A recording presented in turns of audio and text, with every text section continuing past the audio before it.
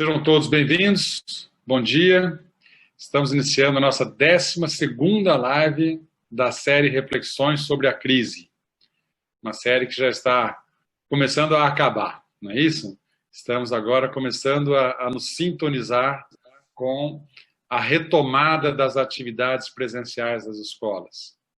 E exatamente esse foi o tema na semana passada, um início sobre a retomada, e hoje a gente vai aprofundar um pouco mais, desenvolvendo um pouco esse tema, trazendo experiências de outros países, de alguns estados, refletindo um pouco sobre os desafios que os gestores de escolas têm para esse período tão esperado, tão desejado e, ao mesmo tempo, tão desafiador. Antes da gente iniciar propriamente a apresentação de hoje, passa o próximo slide, por favor, Maia. Eu queria fazer um pedido. Lá pela 8ª live, mais ou menos, nós fizemos a sua saúde, lembra? Do financeiro, do marketing, das pessoas e do pedagógico. E nós estamos disponibilizando o link para uma nova fase dessa pesquisa. A nossa intenção é criar um comparativo entre as expectativas do diagnóstico que existia há um mês atrás e o diagnóstico mais próximo do período da retomada. Então, o nosso pedido é que você use ou aquele link que está ali embaixo da palavra segunda fase, ou com a sua tela do celular, tirando uma foto aí desse QR Code, você vai ter acesso ao questionário. Pode responder depois, né? Parece aluno na escola. Não precisa responder agora, pode responder depois, mas é muito importante para a gente que as escolas participem, porque os dados ficam mais consistentes. E no final eu vou repetir o link e vou colocar no chat também, para facilitar quem está aí no chat clicar diretamente. Muito bem. Vou passar para o Bayar, ele vai fazer a apresentação da primeira parte e depois eu volto com vocês. A palavra é sua, Bayar. Muito bem. Bom dia novamente a todos. Obrigado pela presença. Hoje nós temos muito material para mostrar para vocês, então vamos começar logo. Primeiro, eu quero mostrar, para produzir essa live de hoje, eu consultei diversas fontes e acho que eu nunca li tanto num tão curto espaço de tempo, assim, talvez só nos tempos de faculdade, né, quando tinha que entregar algum trabalho mais longo, mais extenso. Mas eu consultei todos esses órgãos aqui, diversos documentos e assisti diversas lives. Então, a Unicef, a Unesco, o site bem detalhado do governo do Reino Unido, da Organização dos Estados Ibero-Americanos, Todos pela Educação. A FGV tem um conjunto de webinars muito bom, com diversos temas, né? Documentos do Banco Interamericano de Desenvolvimento, e 2 portais com notícias também, um italiano e um com notícias de toda a Europa, para trazer para vocês o que vem acontecendo no mundo com relação a essa pandemia e talvez algo que a gente possa aproveitar aqui para o Brasil. Tá? E também vamos falar de algumas experiências nacionais nesse sentido. Muito bem. Como é que a gente começa? Eu decidi fazer uma introdução de o quanto que essa crise afetou o mundo da educação, né? Então, agora que alguns países já voltaram, mas no momento mais crítico da paralisação, 1,5 bilhão de alunos ficaram fora das escolas por causa dessa pandemia. Quase 90% do total de matrículas no mundo. E por que isso foi feito, ou foi preciso fazer? Por causa de estudos de experiências anteriores.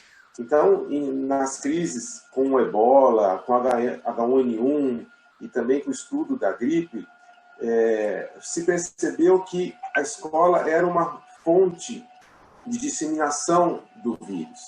Então, um desses estudos, né, em 2009, mostrou que fechar a escola reduzia em 50% o contágio na população. E ainda mais num tipo de comportamento que remdesivir tem, que o problema grande dele é esse contágio, não é nem a letalidade, mas é o contágio muito rápido, isso foi fundamental, e não só as escolas, mas até os efeitos de lockdown e tudo mais, foi necessário para se fazer isso. Tá?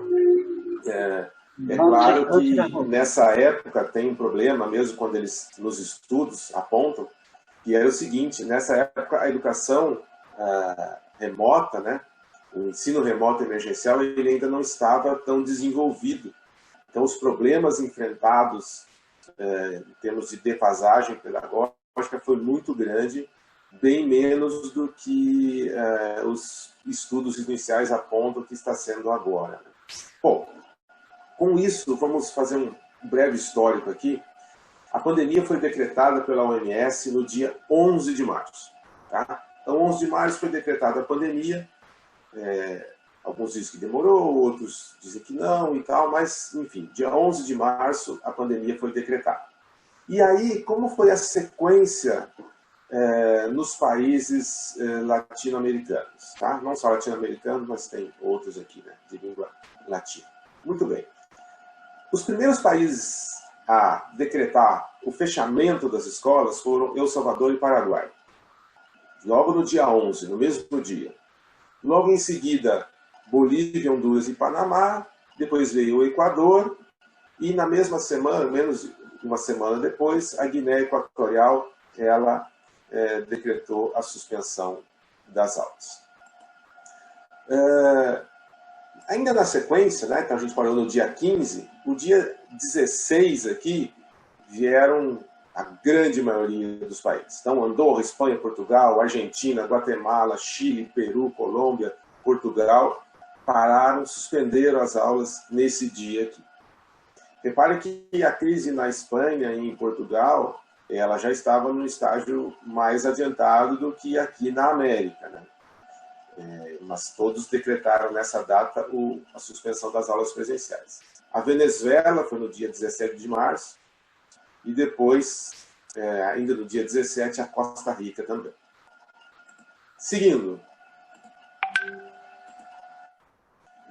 Então, nós paramos na Costa Rica aqui, né? Dia 17, dia 19 a República Dominicana, dia 23 o México, dia 24 Cuba, 27 o Brasil.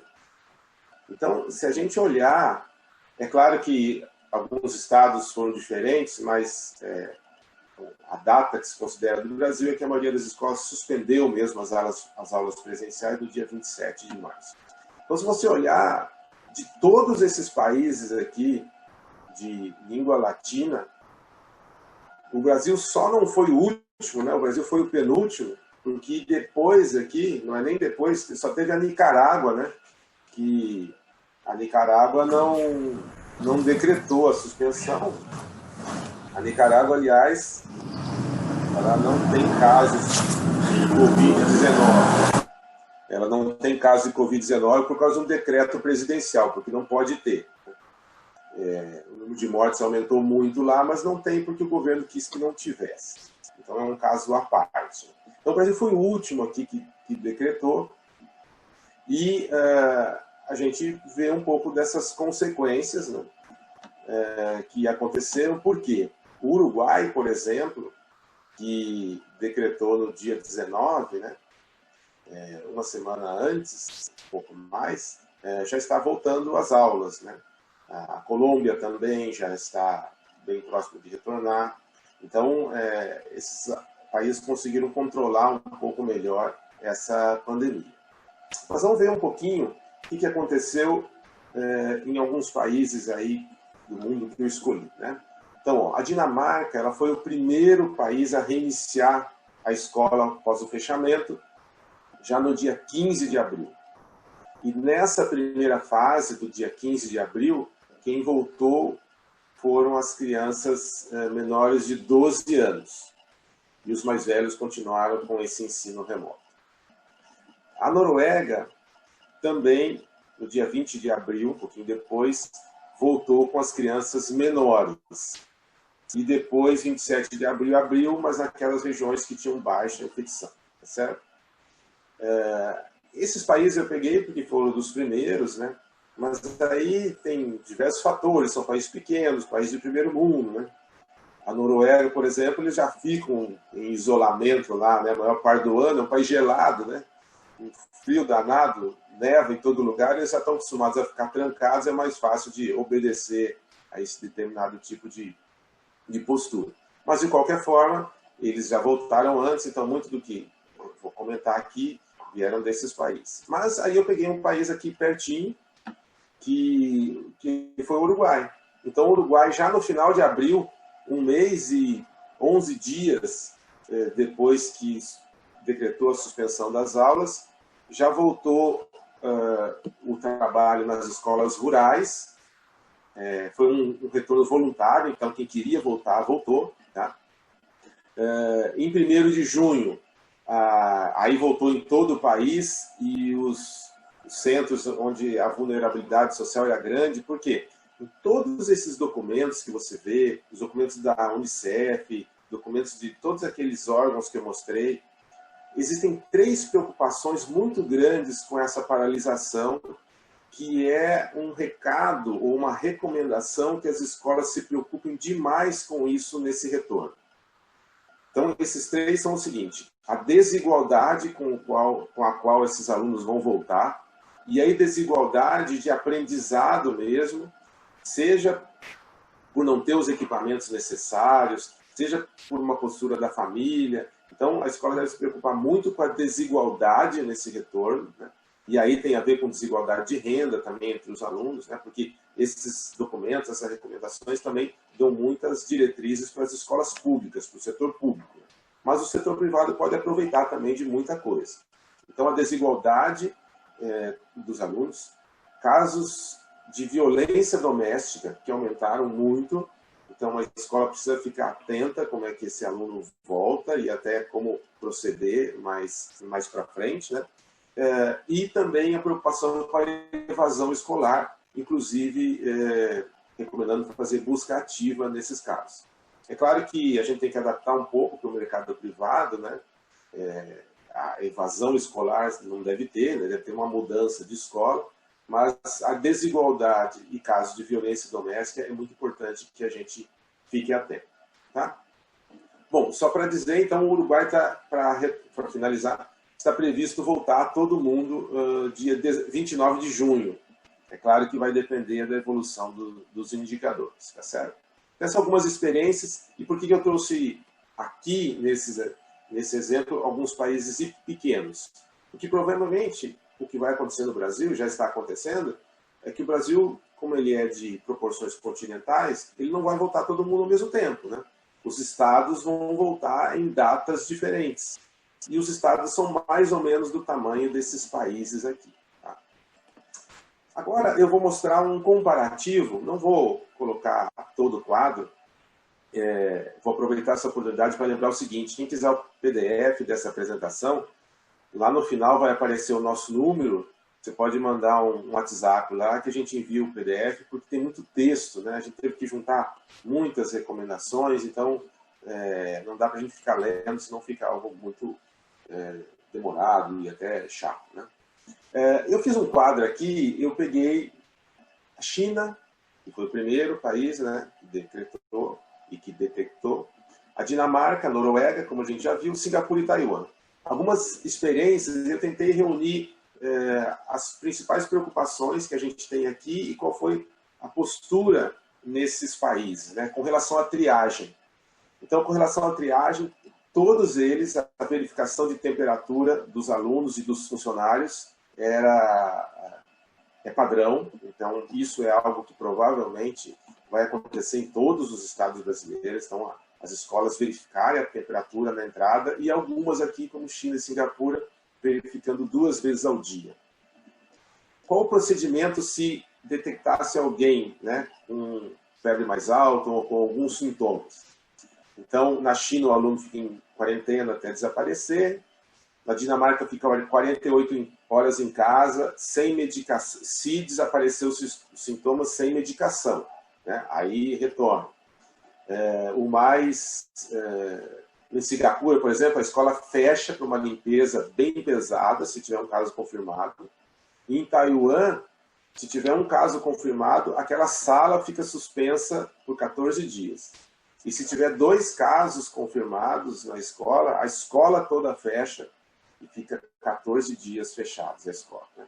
Em termos de limitação de alunos, o mais comum é de distanciamento de 2 metros, então não falar em percentual nem em quantidade, mas que o espaço da sala deveria obedecer 2 metros de diferença entre os alunos, e alguns colocaram umas divisórias, né, de acrílico, como se fossem baias, assim, separando os alunos, né? Todos os documentos que falam dizem sempre o seguinte, e mesmo os especialistas aqui no Brasil falam o seguinte: é ótimo a gente saber das referências internacionais e das experiências, mas tudo isso tem que ser adaptado à nossa cultura e às nossas particularidades, né? Então, como é que é o relacionamento entre os alunos, como é que são as nossas metodologias. Não adianta simplesmente vir importando um monte de coisa e achar que isso vai funcionar aqui.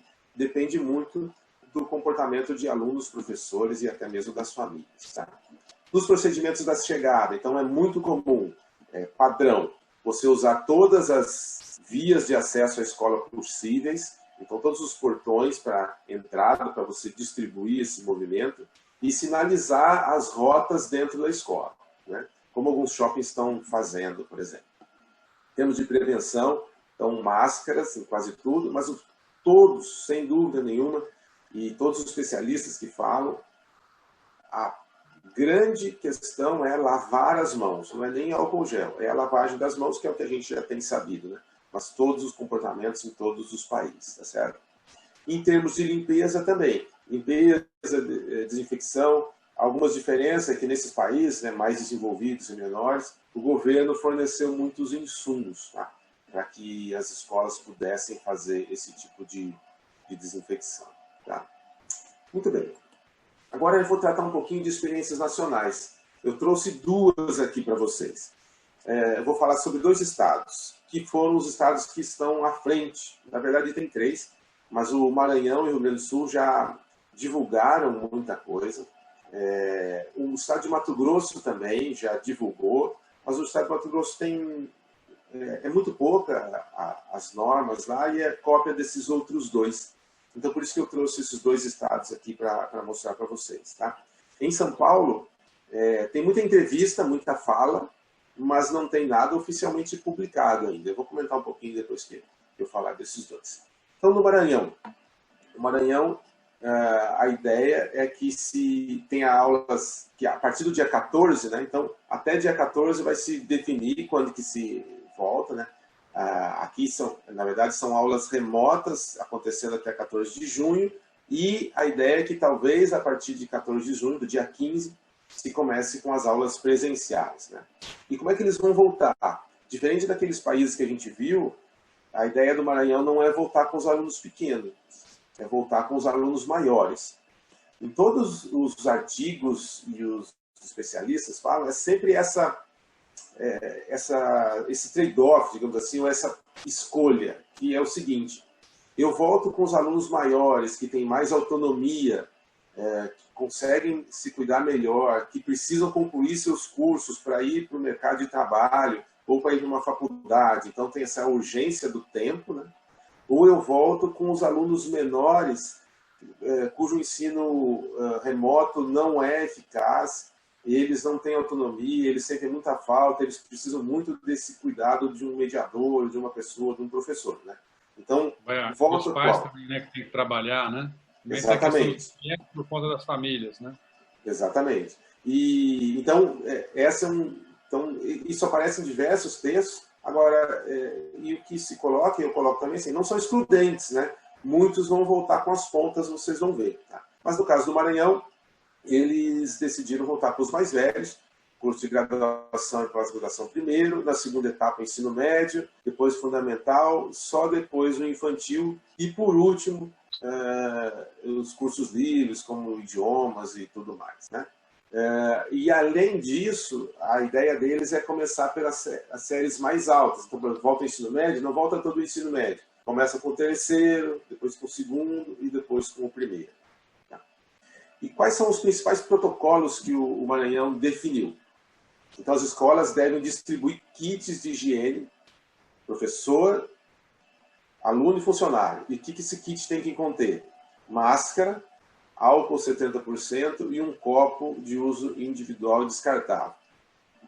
Reduzir a quantidade de alunos para a turma de maneira que fique 1,5 m entre os alunos.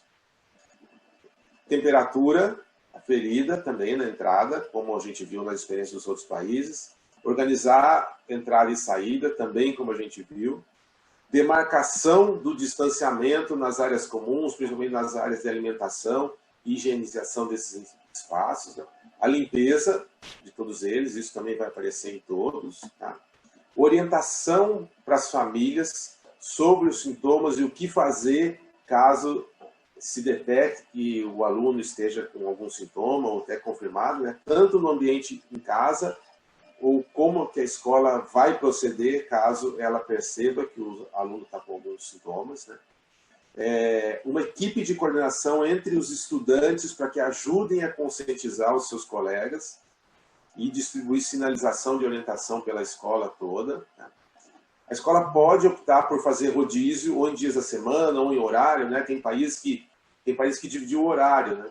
Então, uma turma vem das 8 às 10, outra vem das 10h30 ao 12h30. Então, ao invés de dividir por dias, dividir por horário. Mas o mais importante, vocês já devem saber, é que agora, esse que está falando agora do ensino híbrido, vai ser uma permanência nesse segundo semestre. Ou seja, a escola vai conviver com alunos na escola tendo aula e alunos em casa tendo aula. Né? Então, agora é algo muito mais difícil, porque antes era tudo presencial. De uma hora para outra, a escola teve que se adaptar a esse ensino remoto emergencial, ou seja, todo mundo em casa, só que todo mundo estava em casa, então era um único modelo. Agora não. Agora os dois juntos, e esse é um grande desafio para se pensar. Né? E a questão dos grupos de risco, que alunos e funcionários também não devem ir à escola. Ok? Então, essa é uma síntese do Maranhão. Vamos ver o Rio Grande do Sul agora. O Rio Grande do Sul, a sequência de volta é ao contrário. Né? Então, a ideia do Rio Grande do Sul, então, eles vão anunciar oficialmente, mas está programado, então depende. Ele também, assim como em São Paulo, dividiu o estado em diversas regiões, o Maranhão também. Né? Lá eles adotaram as cores para indicar o quanto que cada região poderia progredir ou não. Então, lá tem as bandeiras, né? E essas fases aqui são as cores das bandeiras, ou seja, do estágio. Se tiver mais tranquila a situação, pode retornar. Mas a ideia é que naquelas regiões onde é possível, agora no dia 15 de junho, possa se voltar os cursos livres, não cursos de idioma, atividade esportiva, de música, né? Que são menos alunos e que turmas menores, e os últimos anos dos cursos de graduação, principalmente aqueles que têm laboratório, então onde os alunos precisam concluir o curso. Então veja que eles estimaram a quantidade de alunos que iria para as ruas em cada fase dessas e simularam o impacto que essa quantidade de alunos nas ruas traria para a disseminação do vírus. Né? Então, eles têm um gráfico bem escalonado do retorno, é bem interessante o estudo que eles fizeram. Logo depois, na fase 3, que está prevista para 1º de julho, né, se as coisas continuarem progredindo bem, por isso que está aqui em aberto, a ideia é que volte às pontas, educação infantil e ensino médio, os primeiros anos, então educação infantil até ali 1º e 2º ano, eles não definiram bem, mas provavelmente educação infantil 1º ano, e 3º médio. Então as pontas voltam primeiro. Um porque está perto do vestibular, do Enem, e outro por causa dessa necessidade das famílias e também da pouca eficácia das aulas remotas. E depois eles deixarem aberto o que vai fazer, se vai descendo, vai juntando, né? Se volta às primeiras séries, se volta um de 2, eles deixarem aberto, vão divulgar mais para frente. Os protocolos, muito parecidos com todos, mas tem algumas coisas interessantes aqui, que eu acho que isso esse primeiro aqui, eu acho bem bacana. Atualizar os contatos de emergência dos alunos. Muita escola tem esses dados defasados, né? Na ficha médica do aluno de 5 anos atrás, o telefone já trocou, o endereço já trocou. Então, isso é algo que a escola já poderia fazer, se já não fez, né? Atualizar os contatos de emergência da família e também organizar esse fluxo de pessoas na escola, né? Rotinas de informação, de medidas de prevenção, então sinalização na escola, procedimentos e tudo mais. Máscara para funcionários e alunos, né, exceto menores de 2 anos, então que a máscara é prejudicial e até ele coloca muito a mão na boca, não consegue, pode dificultar a respiração. Você come a máscara. Aliás, tem uma charge bacana lá, né? Muita gente deve ter recebido, que a máscara dá uma confusão na primeira semana, mãe reclamando que o filho usou a máscara do outro, né? Isso aí, perdeu a máscara, né? Eu gostei muito de uma que, nesse meme que eu mais gostei, assim, ó, que a mãe reclamando que o meu filho trocou a máscara por um pacote de figurinha. Isso é muito bom. Bom, higienização, né?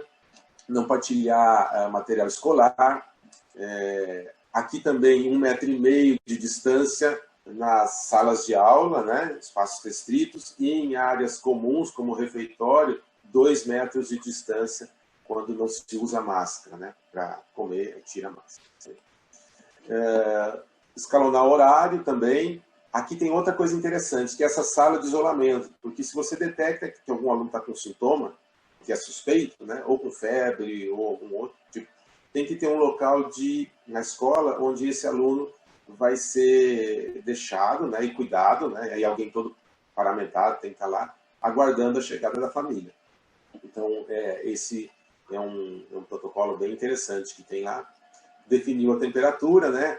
De 37,7 para cima, já tem que ir para essa sala de isolamento e tem que ficar em observação, né? Outra coisa interessante, que talvez muita escola tenha, lá eles recomendaram, né, e definiram, que quem utiliza catraca de acesso, tanto para aluno quanto para funcionário, usando biometria, e também quem tem ponto usando biometria, que não deve ser usado isso. Então, isso tem que tomar um cuidado se vai ser definido como protocolo no seu estado também, tá? Bebedouro também, desativar os bebedouros, né? E pedir para os alunos ou trazer o seu próprio squeeze e tudo mais, mas não deixar esse compartilhamento de bebedouro. Ambientes arejados, como a gente já sabe, e as escolas devem elaborar um plano de contingência. Esse plano de contingência é um documento que tem, acho que umas 10 páginas, mais ou menos, que a escola deve preencher e marcar. Tem lá uma série, um protocolo muito bem feito. Depois eu posso até colocar aqui o link para esse formulário, que todas as escolas devem preencher, indicando ali qual é o seu plano de contingência, assinalando o que ela tem, o que ela não tem, o que ela vai fazer, uma série de informações muito bem feitas e muito bem detalhadas. Tá? Muito bem, então essas são as duas experiências interessantes. Vocês viram que tem muita coisa em comum com os países lá da Europa, né?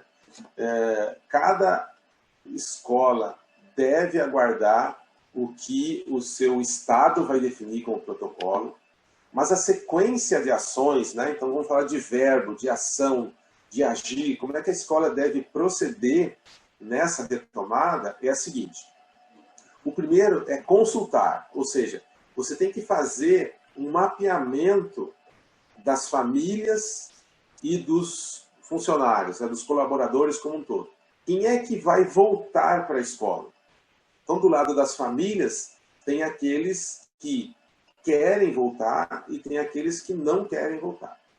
Tem aqueles que podem voltar e tem aqueles que não podem voltar. Então, você precisa fazer um mapeamento disso, até para distribuir nas séries, nas salas, e para você ver essa ocupação, né? Aqui no estado de São Paulo, o secretário de Educação já se falou em diversas entrevistas, e outros também já falaram, que a escola vai poder atuar com 20% da sua capacidade. Vamos esperar como é que vai ser essa publicação, porque algumas pessoas entendem que esse 20% é 20% da sala, né? Então, por exemplo, uma sala de 10 alunos tem que ter 2. Eu acredito que esse 20% seja 20% da capacidade da escola. Tá? Então, se uma escola tem 400 alunos, ela pode atender 80 de uma vez, esse 20%. Tá? Lógico que esses 80 de uma vez é respeitando a distância mínima entre os alunos. Então, se você tem sala pequena, e 1,5 m, 2 metros, dependendo do protocolo, tiver que reduzir o número de alunos, você vai ter que reduzir. Mas talvez com salas grandes você não precise diminuir o número de alunos que a sala contém, né? Desde que você consiga cumprir essas normas. Então, aguardem o protocolo. Mas é muito importante mapear, fazer uma consulta às famílias. Nós vamos produzir para os nossos clientes, um formulário básico de consulta, que se eles quiserem utilizar para fazer esse mapeamento entre colaboradores e funcionários. Né? Muito bem. Outra coisa importante que eu acho que vale a pena também colocar aqui, né? E até no procedimento depois, né? O que eu ouvi e li muito é o seguinte: uma diferença de cultura das famílias, né? Na Europa, principalmente, e no continente asiático, as famílias têm muito esse espírito de colaboração e que ela também é parte da solução do problema. E nos países latinos, e aqui a gente viu muito isso aqui, né? A família tem muita cultura de delegar o problema.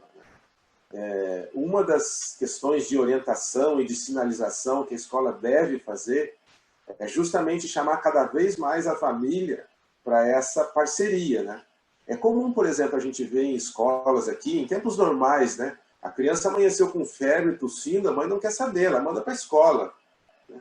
E a escola que se vire com aquela criança com sintomas lá. Se tiver que espalhar vírus na turma toda, é problema da escola, né? Em outros países, não. A criança amanheceu com sintomas, sabe que não deve mandar para a escola para não espalhar isso para os colegas. Né? Bom, apenas um parênteses. Né? Depois apenas de consultar... um parênteses. O cara, apenas um parênteses. Muito bem. Consultar. Logo depois de você consultar e fazer esse mapeamento, planejar. Então, você sabe a dimensão de pessoas que estarão na escola e você tem que planejar com todas essas dimensões que nós vimos nos quadros anteriores e depois o Maurício vai falar, né? Envolvendo pedagógico, envolvendo infraestrutura, envolvendo questões de higienização, envolvendo sinalização, envolvendo questões legais, né? Então, tanto contratos para o ano que vem, quanto talvez alguns termos agora que as famílias tenham que participar também. Por exemplo, se um aluno foi detectado com algum sintoma, o que vai se fazer com esse aluno? A família tem que se comprometer a vir buscar ou disponibilizar de alguma maneira, né? Esse aluno vai ficar fora da sala de aula. Então, isso talvez tenha que ser formalizado de alguma forma. Então, todas essas dimensões têm que ser planejadas. Eu quero colocar 2 observações que eu fiz aqui. Ó. Aguardem o protocolo do seu estado, cuidado de sair comprando um monte de coisa, tomando um monte de medida, que você pode desperdiçar recursos. Os recursos agora estão escassos, então um bom planejamento ajuda você a ter eficiência nesse uso de recursos. Muito pé no chão e bom senso. Tá? Muito bem. Depois de você planejar, você tem que pensar, a primeira coisa que você vai executar é a comunicação desse seu planejamento.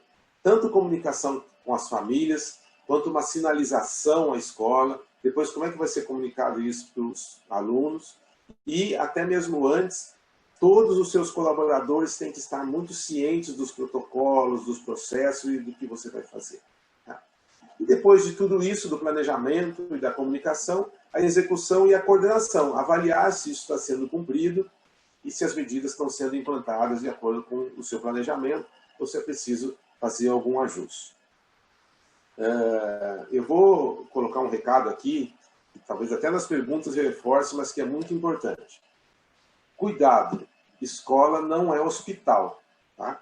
Então, cuidado de entrar numa neura muito grande. É claro que você tem que seguir os protocolos, tem que ouvir as recomendações de profissionais, tem que fazer tudo certo o máximo possível. Mas não transforme a sua escola num hospital. É um ambiente de ensino, de aprendizagem, de convivência. Tem que tomar os cuidados necessários, mas manter o ambiente para que ele foi concebido. Né? E de repente todo mundo entra numa neura e se esquece do principal. Tá bom? Então agora eu vou passar para o Maurício, que ele vai apresentar um projeto que nós criamos, levando em conta tudo isso que eu apresentei para vocês. Pode ir, Maurício. Muito bem. Obrigado, Bayar. Eu acho que todo mundo consegue, ao ouvir o Bayar, notar a dimensão que se tornou a retomada das atividades presenciais na escola, né? O desafio que a gente tem. Na live da semana passada, nós fizemos ali o encerramento daquela metáfora sobre dirigir na neblina. Pode passar adiante, por favor, Bayar.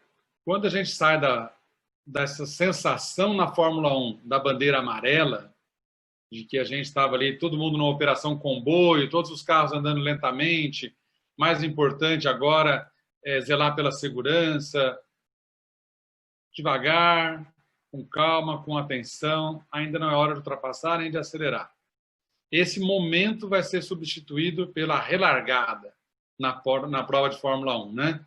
Vai passar a bandeira lá, acho que é a bandeira verde, não sei, e aí todo mundo vai acelerar outra vez. Novamente a adrenalina vai lá em cima. E a gente, como mantenedor de escola, como diretor de escola, vai olhar para esse nosso volante e a gente tem que acionar ali vários pontos de atenção.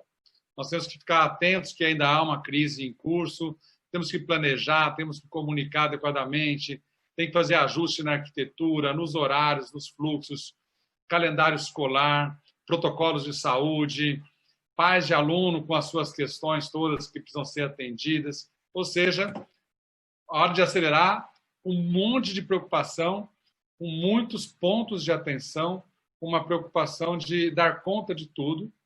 E o principal é acolher de volta os nossos alunos, os nossos professores, né? O que a gente sempre fez e tinha já uma adrenalina grande era preparar a escola para receber os alunos em condições normais, né? Isso já era algo especial, né? A adaptação da criança na escola, as tensões das mães de alunos novos, dos pequenos, aqueles choros de primeira semana, tudo isso sempre fez parte da nossa pauta, vai continuar fazendo parte da nossa pauta, mas agora nós temos que cuidar de vários outros elementos que o Bayar colocou aqui.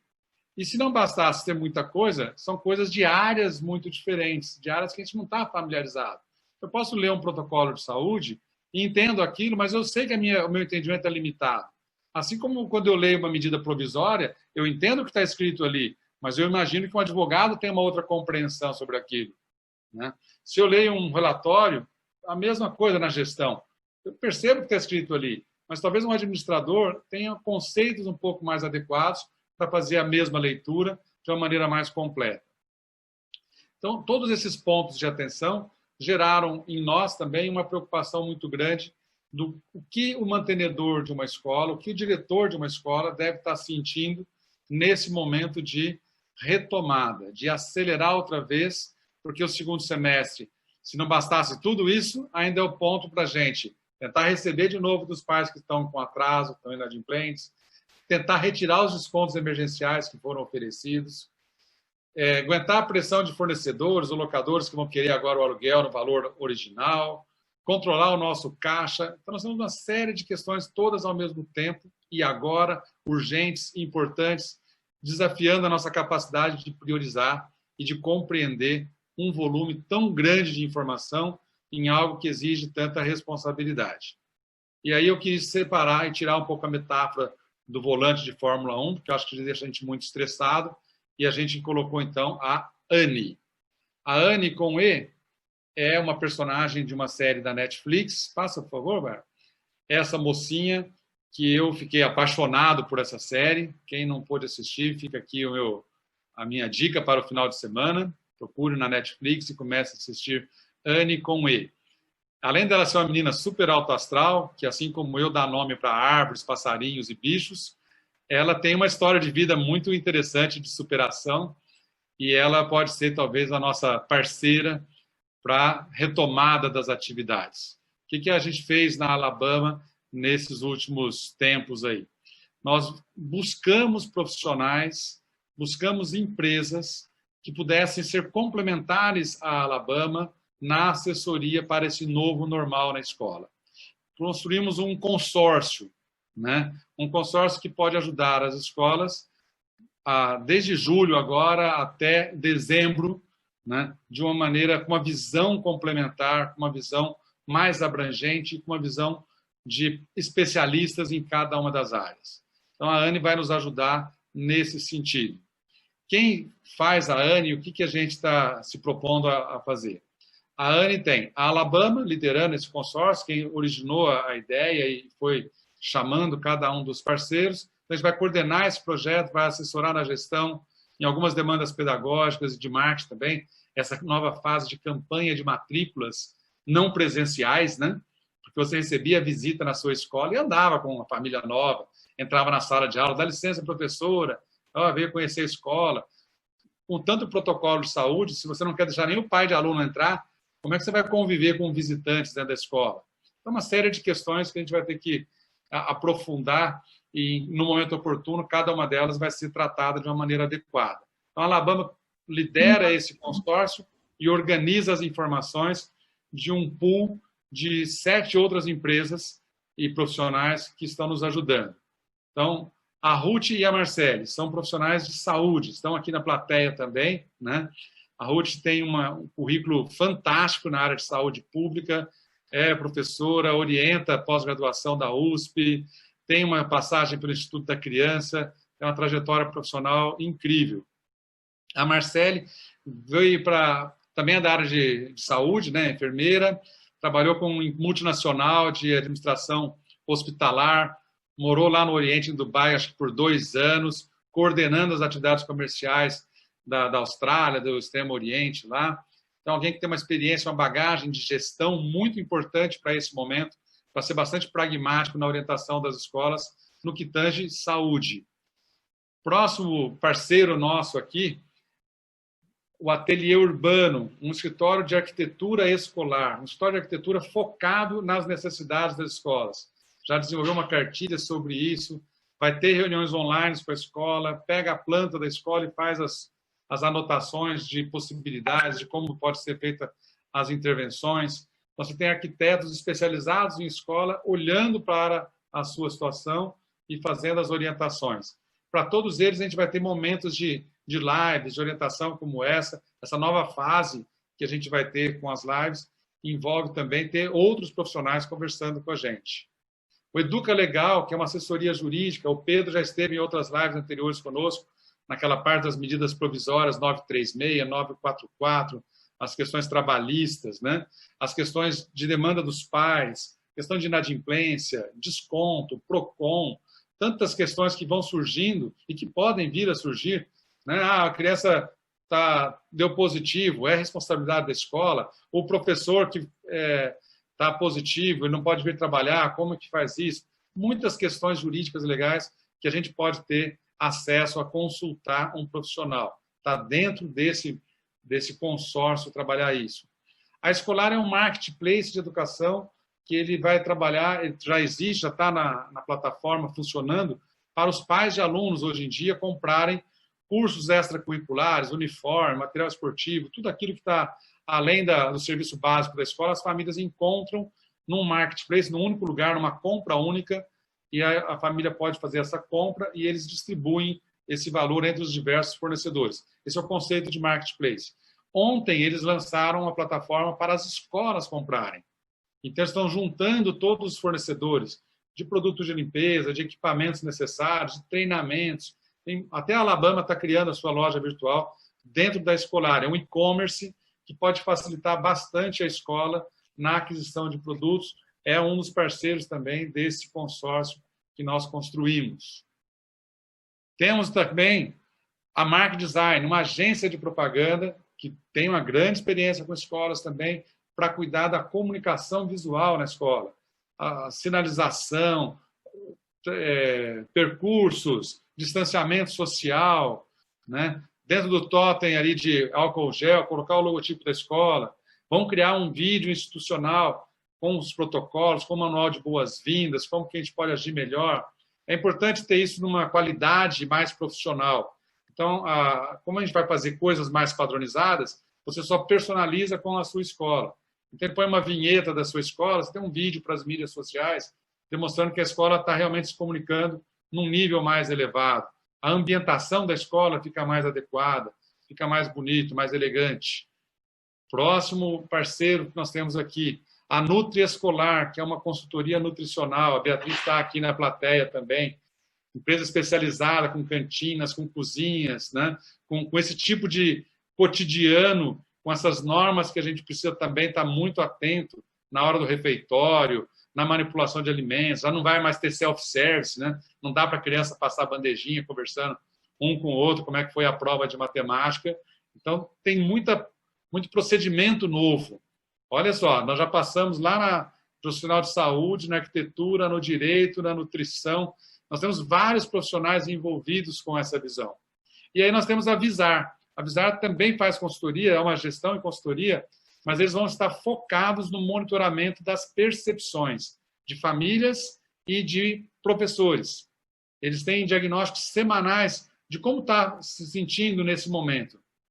Isso vai dar alguns insights para o diretor de escola. Isso nos ajuda a repriorizar alguns elementos. Então, com formas bem simples, aqueles que você responde no celular, mesmo com carinhos, o que você está sentindo ali em relação a isso, tem uma meia dúzia de perguntas, e vai ter um dashboard, um painel, para que o gestor possa olhar semanalmente ou quinzenalmente, vai avaliar o volume de informação disso, mas tem um dashboard para o gestor olhar para aquilo e falar, puxa vida, eu vou priorizar esse ponto em relação aos professores, vou priorizar aquele ponto em relação às famílias. Então, nós construímos isso com muita velocidade, mas com muita intensidade, para trazer para vocês uma solução suficientemente completa, vamos dizer assim, né? Porque tem outros pontos aqui que nós não conseguimos colocar. Tecnologia é um dos pontos que a gente tem interesse, mas a gente percebe que as escolas ou são bem servidas pelas plataformas dos sistemas de ensino, ou já têm as suas soluções, ou tem uma demanda de fornecedores, etc., e ficaria complicado colocar num projeto mais padronizado. E por que o projeto tem que ser relativamente padronizado? Para que ele tenha um custo mais acessível. Então, nós também desenvolvemos com cada um desses parceiros uma proposta de um valor mais baixo do que seria comprando individualmente. Então, a escola, quando contrata a ANI, ela está, primeiro, simplificando um processo decisório. Ao invés de eu contratar 8 empresas diferentes, é um contrato só. É uma negociação única com preço já reduzido, porque está comprando numa escala. Está comprando no atacado o serviço de vários. Você está comprando uma interação entre esses fornecedores. Você não vai ter o arquiteto brigando com o profissional de saúde, brigando com o pessoal da nutrição, porque nós vamos conversar internamente e vamos ajustar os ponteiros internamente. E vamos nos comunicar frequentemente com essa comunidade de escolas que vai contratar ANI para o novo normal aí nas escolas. No último slide, a gente tem o contato da Alabama. Depois você pode colocar ali que tem interesse e a gente vai conversar. Eventualmente, a escola tem uma ou outra solução dessa e não quer contratar o pacote inteiro. Não, eu queria retirar esse ou aquele item. É possível, tudo é negociável e a gente está fazendo isso de uma maneira rápida, porque a questão é urgente, as escolas estão precisando se preparar rapidamente, mas estão fazendo isso de uma maneira muito consciente, muito pé no chão, e não separando a questão da agilidade da questão da responsabilidade. Foram profissionais escolhidos, indicados, por quem já está no mercado há muito tempo, pessoas que têm uma experiência fantástica para nos apoiar nesse sentido, para que a gente possa, de certa forma, digerir um volume tão grande de informação que chega. Acho que o Bayer fez uma pesquisa extensa e dá para a gente avaliar as dimensões que isso pode ter dentro da nossa escola, né? O que é um professor que ficou numa situação, o que é um aluno, passando até por questão de violência doméstica como uma das preocupações lá no comecinho mesmo, né? Assim que chegar, observar isso, ficar atento a isso. A gente tem que avaliar uma questão como essa de maneira mais coletiva, né? Com um comitê que observa isso, com profissionais que têm enfoques diferentes, que têm profundidade, mas que, ao mesmo tempo, têm um bom senso para encontrar uma solução para a escola. Como o Bayer colocou, acho que muito bem no final. A gente é escola, a gente não é um hospital, a gente não é o shopping center. A gente é uma escola. E esse ambiente tem as suas características. Claro que a gente tem que adaptar, porque somos responsáveis e estamos vivendo um momento de pandemia. mas somos uma escola.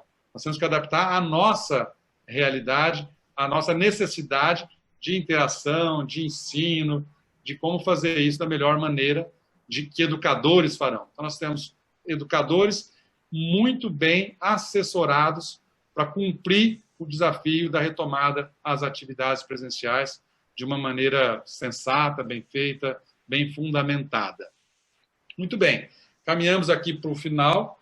Hoje a nossa live teve um tempo mais longo, porque acho que o conteúdo era muito volumoso. Vamos abrir sim para perguntas e achar ali no chat algumas questões. Só queria fazer um último pedido aqui antes de devolver a palavra. Quem não pegou o comecinho, nós vamos fazer para a última live da série de reflexões sobre a crise, essa está terminando a primeira fase de respostas à crise, uma segunda fase daquela pesquisa de diagnóstico da saúde empresarial da escola. Então, você pode usar o seu celular, fotografar esse QR Code que nós estamos mostrando aqui, ou usar esse link do SurveyMonkey, Diagnóstico 2, que é o coletor para os questionários que os donos de escola, os diretores de escola, deverão responder sobre a saúde empresarial da sua escola. Isso é muito importante para que a gente crie um comparativo entre a primeira fase que a pesquisa foi feita e a segunda, estaremos mais próximos da retomada das atividades. Isso nos ajuda, inclusive, a encaminhar e desenvolver o serviço de assessoria para as escolas, entender melhor as demandas que as escolas têm no momento. Um parcelamento, tentar fazer ele devolver, pagar metade da dívida até o final do ano. E aí, no processo de rematrícula, renegociar a outra metade. Tá ok? Mais uma vez, agradecemos. Se você está olhando esse vídeo, é porque você já acessou o nosso canal da Alabama. Olhe os outros vídeos.